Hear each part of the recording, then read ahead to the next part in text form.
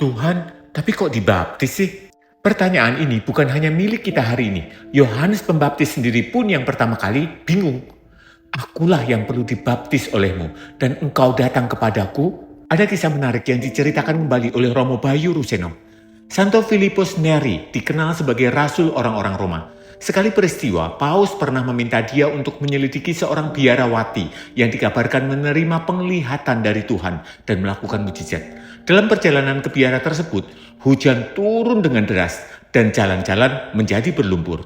Filipus Neri itu terus melanjutkan perjalanannya meskipun pakaiannya basah kuyup dan sepatunya jadi berlumpur. Setibanya di sana, biarawati itu menyambutnya dengan gembira, ingin berbagi penglihatannya dengan seorang imam yang ia kagumi di kota Roma.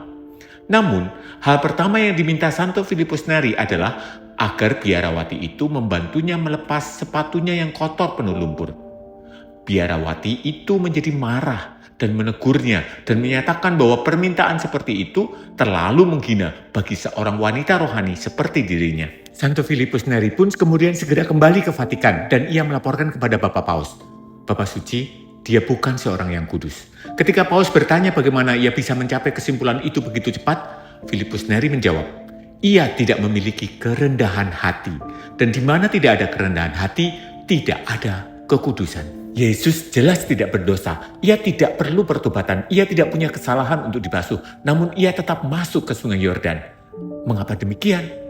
Karena kerendahan hatinya lebih besar dari kemuliaannya. Karena solidaritasnya lebih dalam dari jarak antara surga dan bumi. Karena ia datang bukan untuk disucikan, tetapi untuk menyucikan air itu. Baptisan Yesus bukan simbol kelemahan, tetapi justru tanda kekuatan kasih. Ia berdiri di antara orang berdosa, bukan karena ia berdosa, tapi karena ia memilih untuk bersama mereka. Ia masuk ke air sebagai pencipta, dan ciptaan pun merespon. Langit terbuka, Roh Kudus turun, suara Bapa di surga terdengar dengan nyaring. Inilah anakku yang kukasihi, kepadanyalah aku berkenan. Baptisan Yesus adalah awal pelayanan, pengudusan ciptaan, undangan bagi kita.